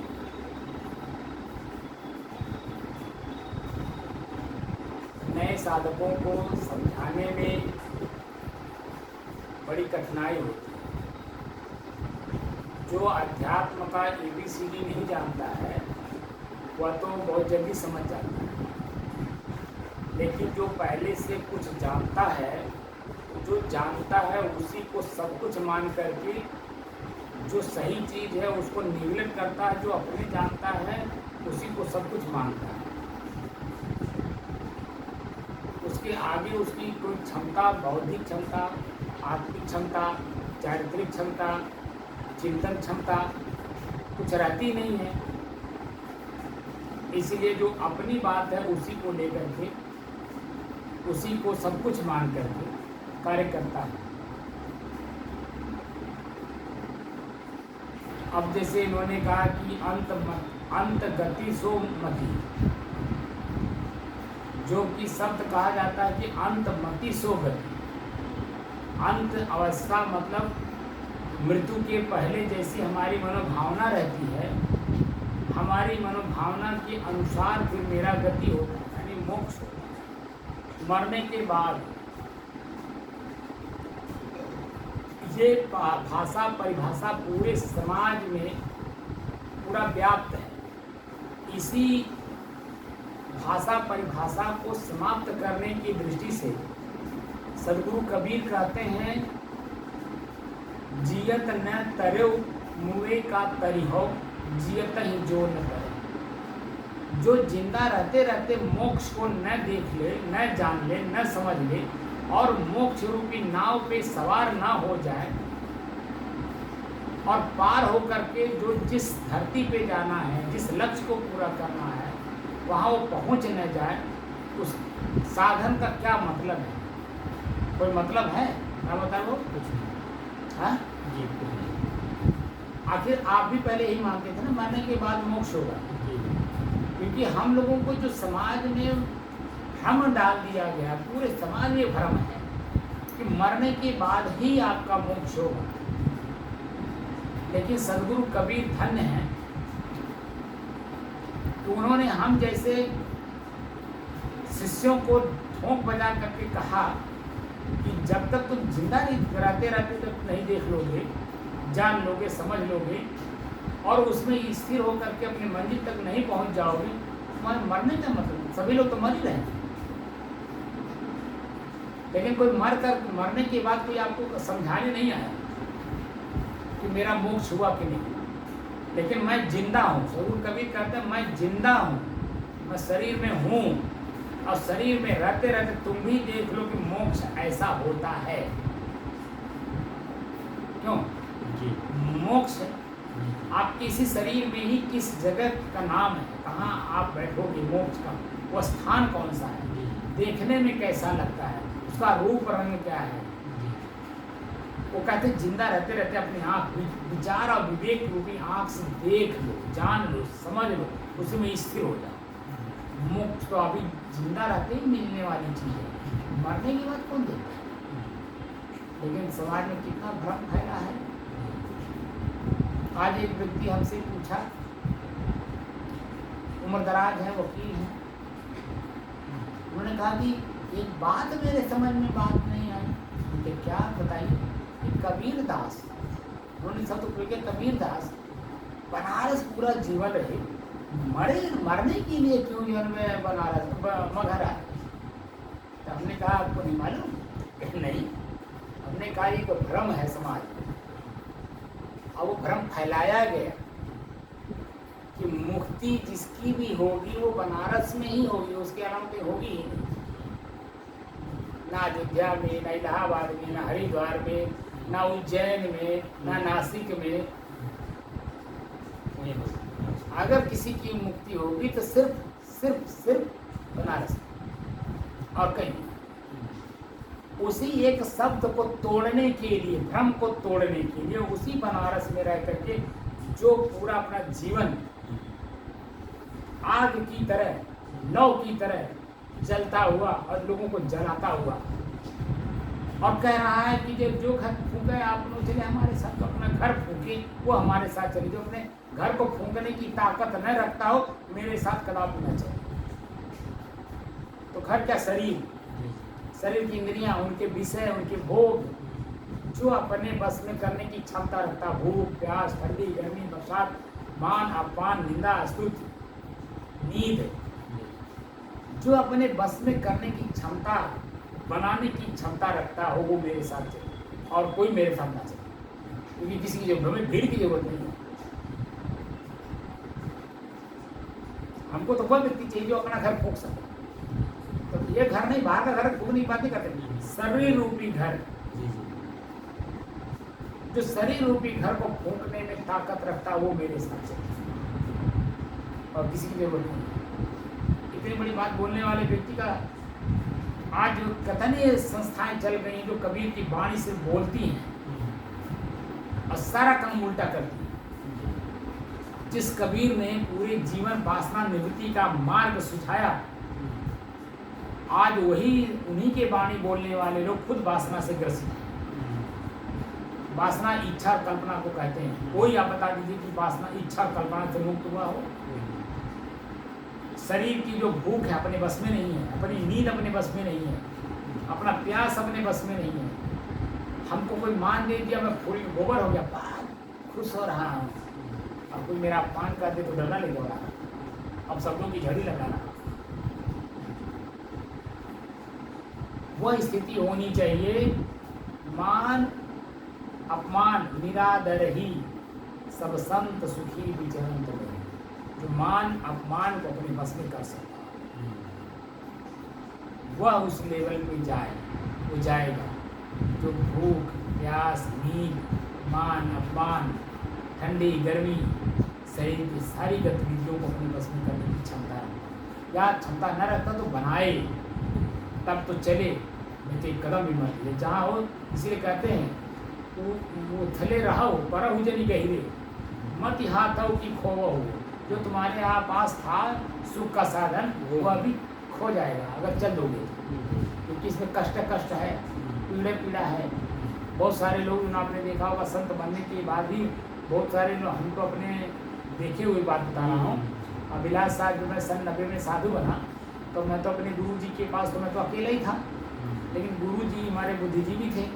तो हमारी मनोबल को बढ़ावा देने के लिए वो हमें बढ़ाना ले जाते थे गोंडा में। राम सूरज साहब जो अभिलाष साहब के गुरु जी थे, उनके पास बहुत सारे ब्रह्मचारी रहते थे हमारी उम्र के 20 साल के। उसके बाद जियनपुर ले जाते थे, वहाँ बहुत सारे ब्रह्मचारी आते थे।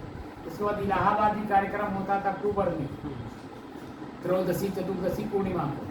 वहाँ भी 40 ब्रह्मचारी और वैसे भी ब्रह्मचारी वहाँ रहते थे हमारी उम्र के 20 साल की उम्र के। उनको दिखाने के लिए ले जाते थे कि देखो तुम ही बन खाली अकेले 20 साल के साधु नहीं, तुम्हारे बराबर दो कितने हैं, तुम ही एक राम लखन नहीं खाली साधु, या कितने राम लखन है दुनिया। तो हमारा मनोबल बढ़ता था, ऊंचा होता था। तो हम ये अकेले नहीं है, मैं ही अकेला साधु नहीं, इस नए उम्र में मैं ही अकेला नहीं, बहुत सारे लोग हैं। लेकिन उन्हीं लोगों में से मैंने बहुतों को देखा कि जो नहीं अपने आप को संभाल पाए तो घर चले गए, शादी भी कर ली, ठीक है।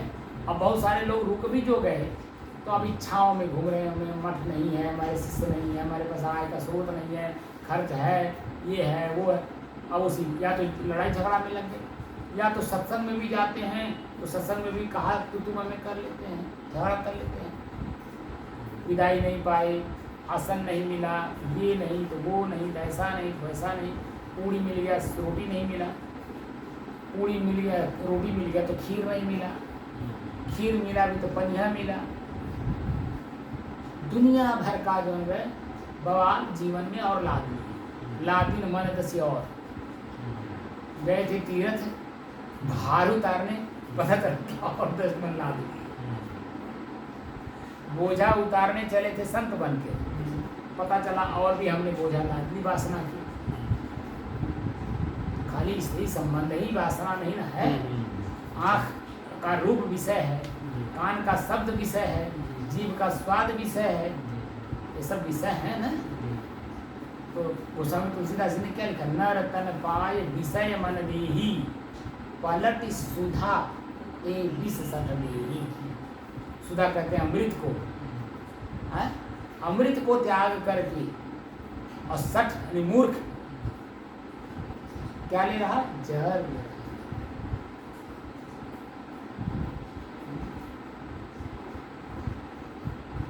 अमृत को त्याग करके जहर पी रहा है।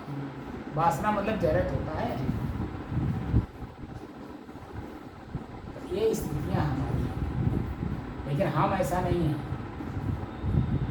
हम तो उसी लोगों से जुड़ना चाहते हैं या उन्हीं लोगों को जोड़ना चाहते हैं वास्तव में जिसके अंदर में लगन हो, जानने की इच्छा हो।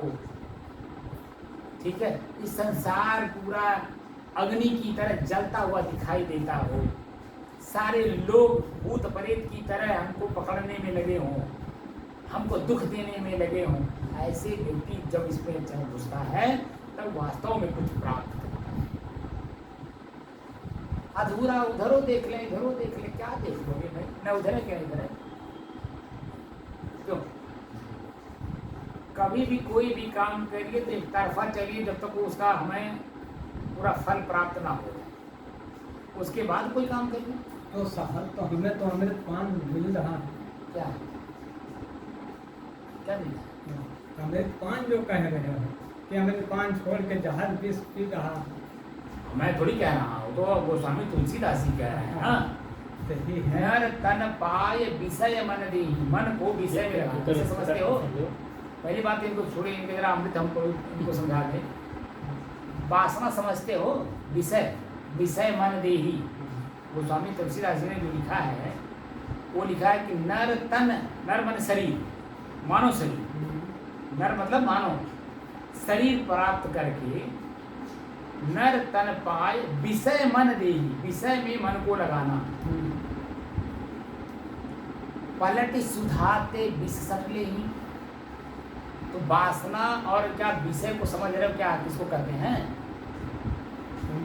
क्रोध को जीत लिए, क्रोध को जीत लिए।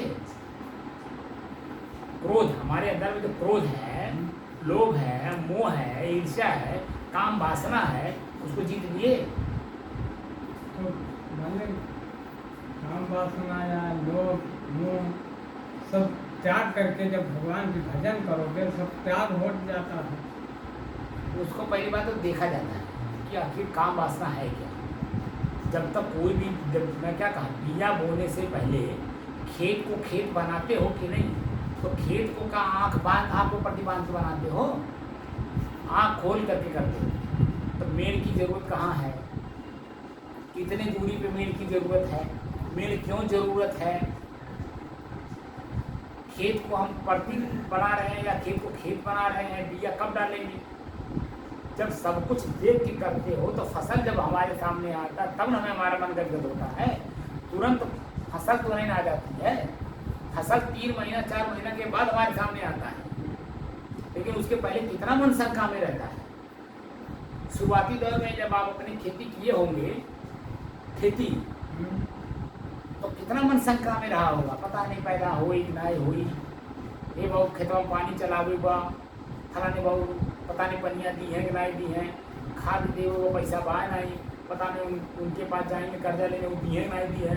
दुनिया भर का अपने मन में शंका हुआ कि नहीं हुआ, लेकिन सब कुछ समय समय से होता गया, मिलता गया, काम होता गया, और जब पैदावार हुआ तो उस समय में मन कितना गदगद हुआ। फसल को देख कर किसान कितना गदगद होता है, लेकिन उसके पहले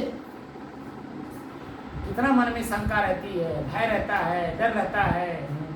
हाँ, एक दिन 1 घंटा उसका कैसे बीता हो तो आप जानते होंगे। लेकिन जब फसल तैयार होता है, फसल कट करके जब खलिहान में चला जाता है, दाँ करके जब आपके डेयरी में पड़ जाता है, और वह डेयरी में फिर पिसा करके जब आपकी थाली में आ जाता है, और वह थाली का अन्न जब आपके फ्रिज में चला जाता है, पॉइंट पॉइंट आप बताइए कितना खुश होता है मन।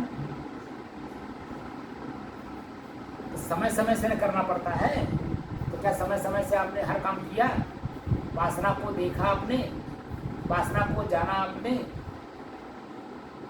वासना क्या है, विषय क्या है, वो सब तो कुछ किए नहीं, डायरेक्ट हंसुआ लेके पहुंच गए काटने।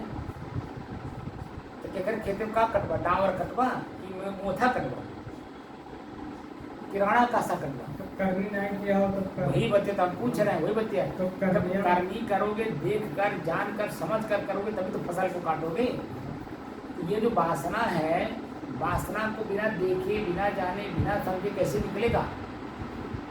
खाली आँख मुँह लेने से और वो आवाज़ में आनंद की अनुभूति हो रही, उसी से हमारी वासना थोड़ी निकल जाएगी। समय जैसे सामने दृश्य पड़ता है, हमारा मन हमें आकर्षित करके उसके पीछे दौड़ा देता है। तो उस समय में कहाँ आपका ज्ञान ध्यान गया, कहाँ गया सत्संग? नहीं तो साहब कहे श्वास श्वास नाम सुमरिए मत श्वास व्यर्थ गवाओ। तीन लोक न पट तरह काहे धुर मिलाए।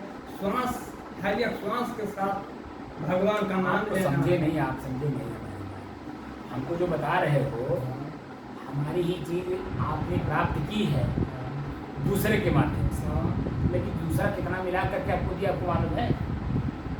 वह शब्द है श्वास श्वास सुमिरन करो, वृथा श्वास मत खोए, ना जाने किस घड़ी में आवन होए न होए। और आप क्या बोले हो अभी? तो वही के नहीं नहीं, वही कैसे होता हाँ, है? कि- सब एक बात तीन है, लोक न पट तरह काहे धुर मिलाए। वही तो मैं कह रहा हूँ। तो वो सब तो क्या- तीन लोग दो तो एक श्वास आपसे मांगे कि तो महाराज आप नहीं दे सकते हैं। कितना रुपया पैसा ले ले वो डॉक्टर होके हुए कि इस जिंदा होने खातिर कहेंगे कि यही तो इतना मैं कह रुपया रहा हूँ, यही तो मैं कह रहा हूँ। कहाँ का शब्द कहाँ ले जा करके आप लोग जोड़ जोड़ के उसको मिलावट कर दिए। श्वास का मतलब होता है प्राणायाम। वो जो संस्कृत में लिखा हुआ है, वेद हमारे सब संस्कृत में है, श्रुति स्मृति शास्त्र हमारे सब संस्कृत में है, उसको हिंदी में ला करके कबीर साहब ने कहा अपने श्वास को अपने से अलग होकर के देखो। जब अलग जो चीज़ें देखा जाता है तो अलग की चीज़ अलग महसूस भी तो होती है। जैसे हम और आप अलग अलग हैं। आप बोल रहे हो तो मैं समझ रहा हूँ, मैं उसका उत्तर दे रहा हूँ, और मैं बोल रहा हूँ तो आप समझ रहे हो तो उसका तो उत्तर दे रहे हो। ऐसे क्या आपका श्वास आपको उत्तर दिया? क्या आपको कभी महसूस हो कि मेरा श्वास मुझे कुछ उत्तर दे रहा है? कभी ऐसा महसूस हुआ? क्योंकि अभ्यास तो किए नहीं। बिना अभ्यास के श्वास को अपने, वो सब तरीका होता है। हर चीज़ का एक तरीका, खेती का काम करने के लिए भी तरीका चाहिए। नहीं तो पता चला पहले 6 महीने तो अपन गोड़ में काट लिए, खेत बोड़े की जगह अपन गोड़ में अपन पैर में काट लिए। तब बता दीजिए कि खेत में क्या काम करेगा जो अपन पैर में काट लिया? तो खेत को खेत किसानी करने के लिए भी किसान से सीखना पड़ता है, किसानी। ऐसे ही अध्यात्म है। ये अध्यात्म, जो अध्यात्म में पारंगत हो उससे सीखा जाता है, ऐसे बिचौलिए से नहीं सीखा जाता है। जो उसमें पारंगत से, मास्टर जो पारंगत होगा अपने विषय का, वही तो बच्चे को अपनी तरह पारंगत बनाएगा, डॉक्टर बनाएगा, वकील बनाएगा, साइंटिस्ट बनाएगा। बात समझे कि नहीं आप? जो अपने अपने विषय का विशेषज्ञ नहीं होगा, वो मास्टर अब बच्चों को कैसे विशेषज्ञ बनाएगा? ऐसे इस विषय के विशेषज्ञ सिर्फ संत हैं। संत के अलावा कोई है ही नहीं है। लेकिन संत भी जब अपने संत पद पर हो तब भूख हमारे बस में होनी चाहिए। हमको भूख लगी कि नहीं व्याकुल हो जाए। भूख लगी तो जैसे जैसे समय बीतता जाता है तो उनके अंदर व्याकुलता छाती जाती है। लेकिन संत के अंदर में कोई व्याकुलता नहीं रहती है। समय पे भोजन कर लेंगे लेकिन व्याकुलता नहीं होगी। शरीर को उतने भोजन देंगे जितना इसकी आवश्यकता है। लेकिन क्या कभी आपने भी किया, भोजन आपको स्वादिष्ट मिलता है तो भरपेट खा लेते हो, चट के खा लेते हो, या गले तक खुश के खा लेते हो। लेकिन संत कभी ऐसा, भजन करने वाला तो कभी नहीं करता है। भोजन अगर 4 रोटी का भूख है तो 3 रोटी खाता है, ताकि शरीर हमारी चेतना में बनी रहे, हमें आलस निद्रा जमुहाई नहीं आने पाए। आलस निद्रा जमुआई का समय है रात्रि का, भोजन करके खाइए, खूब आराम से ठर्रा के सोइए। लेकिन दिन में जब भोजन आप ठर्रा के कर लेंगे, नींद आएगी तो और काम बाधित होगा कि नहीं होगा? तो हमारा नींद, हमारा भूख, हमारा कान, हमारा लिंग क्या हमारे बस में है? तो सभी चीज़ें हमारे बस में हो और अपने आप में शांत रहिए, स्थिर रहिए, तब समझ में बात आएगी। इसे कहने से थोड़ी होता है। जैसे किसान जब तक बिया नहीं बोता है, पानी नहीं डालता है, खाद नहीं डालता है, निराई नहीं कराता, देख रेख नहीं करता है, चारों तरफ बाड़ा नहीं बांधता है, फिर उसके बाद समय आने के बाद कटाई नहीं करता है, दवाई नहीं करता है, तो वसाई नहीं करता है, फिर अपने डेयरी में ला के रखता नहीं, फिर उसके बाद गेहूँ है तो अब उसके पिसाने से पहले उसको पहले पूरा करता है, बीनता है, उसके बाद धोता है, धोकर के सुखाता है, सुखा कर फिर भी बीनता है, उसके बाद तब जो लोग वो आटा पीसने के लिए चक्की में जाता है। और जब वो भी अपने सामने खड़ा होकर पिसवाता है, उसको मालूम है कि ये कहीं दूसरे का मिला नहीं। कभी कभी ऐसा भी होता है ना कि आपका गेहूँ आपका है, आटा आपके घर जाने के लिए दूसरे घर चला जाता है। कभी कभी पीसने वाले भी गलती करते हैं। इसीलिए जो होशियार किसान है अपने सामने पिसवाता है। अगर 2-4 बार अगर गलती देख लेता तो चक्की अपने घर में लगा लेता है। छोटी छोटी चक्कियाँ भी आती हैं। अब पुराने ज़माने में आप लोग पुराने आदमियों आप देखे होंगे कि हर घर में चक्की, हाथ वाला, हर मेहरारू अपना आटा अपने स्वयं पीसती थी। कितना ताकत था, आगे नहीं था? वही है। मैं क्या कह रहा हूँ? तो हर किसान एक चतुर है, तो अपना काम स्वयं स्वयं कर रहा है, दूसरे का कभी नहीं छोड़ेगा। लेकिन जो लापरवाह है, गड्ढी में छोड़ आया, आज पिसाई, ध्यान पिसाई, मार घर जब गठरी वहाँ रख दी जाती है, कई गठरियों के बीच में गठरी रख दी जाती है, तो कौने गठरी में पाई ज़्यादा हैं, घुन जिसको बोलते हैं, या कीड़ा है, उसमें पड़ जाएंगे, आपको कुछ पता है? या वो पिसने वाला जब किसका आटा आपको पीस के दे देगा, आपको मालूम है? आपके गेहूँ का आटा किसके घर भेज देगा, किसके घर का आटा आपके घर भेज देगा, आपको कुछ मालूम है? क्योंकि आप लापरवाह हो, खुद लापरवाह। क्या इस सब चीज़ों के बारे में हमको जानकारी है? बोलिए। समय नहीं रहता था ना, वही तो लापरवाही है। वही था। लापरवाही का मतलब क्या हुआ कि हम काम तो कर रहे हैं, लेकिन उसके साथ साथ 4 काम अपने और लिए हुए हैं। जब 4 काम लिए हो तो काम तो बाधित होगा जाएगा। इसीलिए कबीर को पढ़ने की जरूरत, एक एक निर्वारी जो निर्वारी जाए, एक समय में एक ही काम करे जो काम करने योग्य हो। जब तक उसकी सिद्धि ना हो जाए, जब तक वो काम सफलता ना दे दे, तब तक दूसरे काम में हाथ नहीं डालना चाहिए। तो अपने आप ही आप अपना वो कर रहे हो। तो भजन का मूल मतलब है कि हमारा मन देख करके शरीर को शांत हो, न कि इससे अचानक शांत हो। क्योंकि जैसे मान लीजिए बैठ गए, कोई काम तो है नहीं, आपके सामने कोई स्त्री है नहीं, कान के सामने कोई गलत शब्द कोई बोला नहीं, जीभ के सामने कोई स्वाद पड़ा नहीं, तब तक तो शांत आप वैसे रहेंगे। लेकिन जब सामने पड़ जाएगा तब न मालूम होगी कि शांति है कि नहीं है।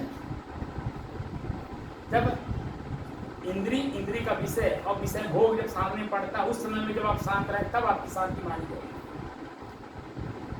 वैसे तो सभी शांत हैं, कौन शांत नहीं है? 24 घंटे में 23.5 घंटा प्रत्येक इंसान, प्रत्येक जीव साधु है, 23.5 घंटा। लेकिन आधे घंटे जब इंद्री का विषय उसके भोग जब पड़ते हैं, तब सामने मालूम पड़ता है कि वो संत है या क्या है, तब मालूम पड़ता है। ऐसा नहीं मालूम होता है। जब इंद्री का भोग विषय सामने पड़ते हैं, उस समय में आप शांत हैं कि नहीं। जैसे भूख लगा, भूख से मैं छटपटा रहा हूँ, ठीक है, लेकिन वो छटपटाहट मुझे मालूम है, लेकिन अन्य किसको नहीं मालूम। ठीक है, हम अपने परिवार में हैं, मान लेते हैं, हमारी बहुएं हैं, बेटियां हैं, पत्नी है, बच्चियां हैं, जो भी हैं, वह समय से ही तो भोजन बना करके आपके सामने लाएंगी। लेकिन आपकी भूख इतना तड़पा दी कि जब आप अपशब्द कह रहे हैं उनको, और जो कि आँख देख रहा है कि बेचारी काम कर रहे हैं, कोई बर्तन माज रहा है, कोई सब्जी काट रहा है, कोई आटा सान रहा है, कोई तड़का लगा रहा है, कोई दाल धो रहा है, कोई चावल धो रहा है, कोई चावल अमनिया कर रहा है, कोई दाल अमनिया कर रहा है। आपकी आँखें देख रही हैं, लेकिन फिर भी आप उनको अपशब्द कहे जा रहे हैं, तो दोषी कौन है? स्वयं दोषी हुए कि नहीं? तो स्वयं का दोष क्या समझ में आ रहा है? विषय का मतलब यही हुआ, इंद्री का विषय उनका भोग। स्वयं हमें समझ में जब तक नहीं आएगा तब तक हम निर्दोष कैसे होंगे? तब तक शांति कहाँ आएगी? खाली कहने वाली चीज नहीं है महाराज।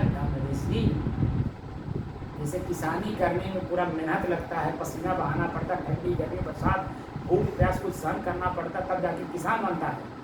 किसान का शरीर देखिए तो कभी चमकता हुआ नहीं दिखाई देगा, उसका कपड़ा जानवर कभी चमकता हुआ नहीं दिखाई देगा, उसके कपड़े पे कहीं कहीं मिट्टी लगा रहेगा, उसके शरीर देखिए आप जब कहीं कहीं झुर्री पड़ी रहेगी, क्योंकि चिंता से ग्रसित रहता है। जब तक बिया बोने से लेके जब तक फसल करके उसके देहरी में आकर के पड़ नहीं जाता है, और या उसकी थाली में जब तक आकर के जब तक वो खा नहीं लेता तब तक उसके अंदर में चिंताओं की रेखाएं रहती हैं, उसको कहते किसान।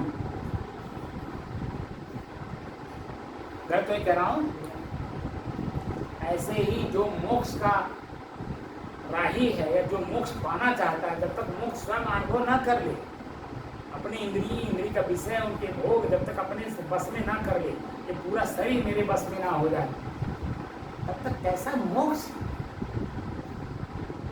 खाली कहने से थोड़ी होता है। हम प्यास लगी है, अब पानी खाली रटे, माला ले लें, पानी रटे, क्या हमारा प्यास मिट जाएगा? प्यास के लिए, अपनी प्यास को मिटाने के लिए माला को त्याग करना पड़ेगा, माला का त्याग करना पड़ेगा, जाप का बंद कर देना, जो जाप करते हैं उसको बंद करना पड़ता है, चल करके जाना पड़ता है, नदी तालाब कुआं नल टूटी, या अगर नहीं है तो स्वयं चोड़ा खोदना पड़ता है। पूर्व में आपने देखा होगा चोड़ा भी खोदा जाता है, जब गाय चराने जाएंगे कहीं नहीं पानी मिलता तो चोड़ा नहीं खोदा जाता था। बोलिए किए हो नहीं कभी? हम तो किए हैं, तब कह रहे हैं, लोग बड़े कर्ज के साथ कह रहा हूँ। नदी सूख गई थी, जब हम लोग गाय चराने जाते थे उस समय में छोटी छोटी नदियाँ वहाँ आप देखे भी होंगे, गुरु साहब भी हमारे गए थे तो आपको मैदान के बाद जब आपने दिखा था ना पूरी रात। तो जो हमारे गुरु स्थान पे जाने से पहले जो नदी है वो नदी हमारे गांव तक आती है और सूख जाती थी। जब हम लोग गाय चराते थे, जब प्यास लगता था, जब वहाँ पानी नहीं है तो हम लोग वहीं में खोदते थे, खुरपा ले जाते थे, खुरपा से खोद करके जब पूरा अपने बराबर जब चौड़ा खोदते थे, हाँ चौड़ा खोद करके तब उसमें से पानी निकाल करके और गमछा ले जाते थे, गमछा रख करके ऐसे गमछा रख करके सुखाते, क्योंकि मट्टी रहता था और लड़के की बुद्धि है। तो हम लोग को काम किया, तब कह रहा हूँ, क्या कभी ऐसा आपने करके देखा? प्यास मिटाने के लिए माला त्याग करना होगा, रखना त्याग करना होगा, काम करना होगा, उद्यम करना होगा, तब प्यास मिटता है। भूख लगा है, भोजन कहने से हमारा भूख नहीं मिटता है, भोजन के लिए हमें उद्यम करना पड़ता है, परिश्रम करना पड़ता है, 6 महीने इंतजार करना पड़ता है, 4 महीने इंतजार करना पड़ता है, तब भूख जाकर के मिटती है। आज जो भूख मिट रहा है वो मेरे अपने कर्म कमाई से नहीं, आपकी कर्म कमाई से हमारा भूख मिट रहा है। जिस दिन मैं स्वयं अपने भूख को मिटाने चलूँगा, 6 महीना लग जाएगा अपने भूख को मिटाने में। इसलिए मुझे सबका आदर करना चाहिए। और किसका आदर करना है? हम सबसे सब कुछ ले रहे हैं लेकिन आदर किसी का नहीं कर रहे हैं, तो दोषी कौन है? हम स्वयं हैं कि नहीं? अरे ये बहुत ऊंची चीज़ है महाराज। इतना खाली किताब में लिख देने से, किताब को पढ़ लेने से, खाली मुँह से रट लेने से वो चीज़ें नहीं होती। तो महाराज जी तो कबीरे दास का कहा कि माला फेर झुक गया और गया न मन का फेर, और कड़का मड़का छोड़ दो मन का मड़का फेर, तब इस मन को घुमाइए। तो मन को घुमाने का मतलब क्या? चरित्र में उतारिए, मन को घुमाइए और कड़का मड़का छोड़ दो। मन क्या है मेरी बात समझिए, मन क्या है? तब तो जो मन भागता है उसको घुमाइए। तो कैसे घुमाएंगे? मन का क्या चीज़ है? जो पूर्व में आँख से देख लिए हो, कान से सुन लिए हो, या इंद्रियों के द्वारा भोग लिए हो, जैसे पहले सेब खा लिए हो। तो मैं अगर कहूँ सेब, मैं गया था सेब मिला मुझे, और सेब आपके कान में गया, तो जो आप सेब खाए हो ना, तुरंत सेब का याद आकर के जीभ में पानी आ जाएगा। तो सेब कहने तक क्या सेब यहाँ आ जाएगा? नहीं आएगा ना। तो सेब को पाने के लिए सेब के स्थान पर जाकर के लेना पड़ेगा। खाली सेब से चिल्लाने से तो सेब मिल नहीं जाएगा। जो पहले खा चुके हो, जो स्वाद ले चुके हो, वही स्वाद आपके बार बार मानस पटल पे उभरना, उसी को मन कहते हैं। जो पूर्व में हो चुका है, या किताब में पढ़ लिए हैं या कहीं सुन लिए तो कल्पना होता है, और कल्पना जो होता है उसको जब हकीकत में देखा जाता है तो कल्पना और हकीकत दोनों में जमीन आसमान का अंतर दिखाई देता है कि नहीं? क्यों? जो मन में कल्पना किया जाता है बिना देखे बिना जाने, और कल्पना करके गए किसी के यहाँ, और जब वहाँ जा करके देखते हो तो वर्तमान की स्थिति और जो हमारे मन की कल्पना, दोनों में कितना अंतर दिखता है? अंतर रहता नहीं रहता? तब फिर तो वर्तमान की स्थिति और मन की कल्पना, आप क्या करोगे वहाँ? जो वर्तमान है उसी को तो उपभोग करोगे, तभी तो आदमी कहलाओगे। लेकिन जब कल्पना वहाँ लागू करोगे, फलाने के यहाँ गए थे, बड़ा स्वादिष्ट भोजन मिला था, और वहाँ पता चला कि हम दूध रोटी मिला, स्वादिष्ट है ये नहीं, दूध रोटी मिला, दूध रोटी आपको प्रिय नहीं है, दूध रोटी वो खिला रहा है जहाँ आप गए, लेकिन आप कल्पना कर रहे हैं कि मैं वहाँ गया था तो फिर दाल भात रोटी सब्जी अचार सलाद चटनी पापड़ सब कुछ मिला था, ये तो ससुरा खाली दूध दे दिया, दूध हमको अच्छा नहीं लगता है। आज कि सारे जितना चीज़ आप गिनाए हो, दाल भात रोटी सब्जी, सारे तत्वों का तत्व जो दूध है, पूरे शरीर का पूरे ताकत जो है, जितने भी चीज़ आप खाओगे उतने सबका भरपूर खाली दूध कर देता है, और दूध आपको ये नहीं लग रहा क्योंकि इसमें नमक नहीं है, मिर्च नहीं, इसमें मसाला नहीं, कि जीभ जब बाकी हुई है, जीभ स्वाद लेने के लिए नमक और मिर्च मसाला बोली। तो अपना जीव अपने बस में है, अपना आँख अपने बस में है, हमारा कान हमारे बस में है। तो जो मैंने प्रश्न पूछा था, ये शरीर मैं हूँ कि मेरा, ये मेरा है, मेरे से अलग है, और ये जो मेरे शरीर के जो पार्ट्स हैं, आँख नाक कान, ये मेरे परिवार के सदस्य हैं, मैं इनका मालिक हूँ, ये मेरे बस में है, मैं इनका मालिक हूँ, क्या ये मेरे बस में है? उसको बस में तो किया जाता है। कैसे करें? वही तो भजन का मतलब हुआ बस में करना। कैसे बस में करेंगे? करने के तरीके तो होते हैं, जैसे खेत में काम करने के तरीके होते हैं, तो जो तरीका गुरु बताए जो वही तरीका से हो रहा है। आँख से रूप देखा जाता है, हाँ, तो रूप आकर्षित करता है, आसक्त करता है, बार बार उसके पीछे घूमने का मन करता है, ठीक, उसके हाव भाव को देख करके, ठीक। तो क्या आप अपने आप को समझ पाए कि मेरा आँख कहाँ भटकाता है? ये बात समझ पाए कि मेरा ही आँख कहाँ हमको भटकाता है, ये बात समझ पाए? नहीं समझ पाए ना। ये कान कहाँ हमको भटकाता, क्या समझ पाए? तो हर एक जगह को भटकाता है, ये तो बात है।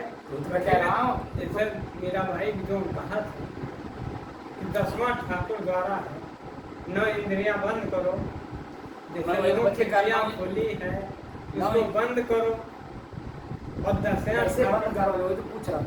जो 9 इंद्रियां हैं इनको बंद कैसे करोगे भाई? जब तक शरीर में रहोगे तो आँख भी तो इंद्री है, वही 9 में से एक ये भी तो है, उसी 9 में से कान भी तो है, उसी 9 में से जीभ भी तो है। क्या यहाँ आप दावा लगा लेंगे या सिल लेंगे? ये नाक भी तो उसी का एक विषय है 9 में से, ये लिंग भी तो उसी में से है, हाँ उसी 9 में से तो है। तो क्या ये बंद हो जाएंगे? अब आप इस शरीर में हो और मैं आपका आँख सिल दूँ और आपको भी 10 साल जीना है, तो आँख सिलने देंगे हमको? तो आँख कहाँ से? वही तो बंद करने का मतलब क्या हुआ? तो बंद करने का जो कहते हैं कि आप योगा करो, तो हम वही समझ गया कि 9 इंद्रियां बंद करके भगवान का वह कड़का मड़का डोलाइए, ये सब 9 इंद्रियां बंद हो चुकी, और 10वां द्वारा पर हट जाइए, भगवान का दर्शन करो। कौन से भगवान का दर्शन? जिसको आपने रूप बनाया, राम कृष्ण शिव। हाँ भाई, उन्हीं का दर्शन करो, उनका रूप देखो। जैसे भगवान सामने कुत्ता बन के आ जाए तो उसको पहचानोगे कैसे? जब उनका रूप ही नहीं जानते। बंद करिए भाई, ये तो ज़्यादा ज्ञानी है। काला होगा तब दर्शन मैं तो समझ नहीं पाएंगे ना हत्या दोनों सब एक ही है हैं? आप मतलब ये भी और उन्होंने इनका काम है वो तो ठीक है, मैं नहीं कह रहा हूँ कि वो तो खाली रट्टू भी दिया और प्रैक्टिकल में अंतर है। वही मतलब हाँ वही बात, उन्होंने रट लिया है, सुन लिया, वही वो सुना है, यही सही है बस वही 10 बात। बार तारीख लगा दी कैसे तारीख आएगा तारीख कैसे लगाएंगे? तारीख कैसे लगेगा उसकी जानकारी है वो नहीं, तारीख बंद कैसे होगा अरे भाई उन्हीं वाली बत्तियाँ बोल दीजिए कि 9 द्वार जो बंद करने की बात की है इन्होंने, हाँ। और 10वां द्वार खोल करके भगवान का दर्शन करने वाली बात जो किया उन्होंने, किसे बंद करेंगे तो बंद कैसे करेंगे? क्या तरीका है वो तरीका जो मेरे बताए हैं गुरु महाराज, क्या होता है कहे हैं ना कि आँख अपनी पलट दो, आँख पलट के ना, कान को बंद करो, जबान पलट लो और भगवान के नाम पर ध्यान दो, श्वास श्वास आँख हो गया और जीव हो गया और नहीं नहीं, तो क्रिया हो गई ना, तो साज कहाँ हुआ? वही तो हुई ना जब जीव को पलट लियो आँख पलट लियो और इंद्रियों को कैसे लगा और फिर श्वास में नाम सुमरण करो। तो ये तो क्या होता है 10 द्वारा बंद करो ना 9 द्वारा बंद करो ना 9 तो द्वार बंद करो मुंह भी बंद हो गया, 9 द्वार बंद करेगा ना ये पलट के मुँह बंद रही 9 द्वार कहाँ बंद होगा इंद्रिया 9 इंद्रिया वही द्वार है वही बंद करना है भैया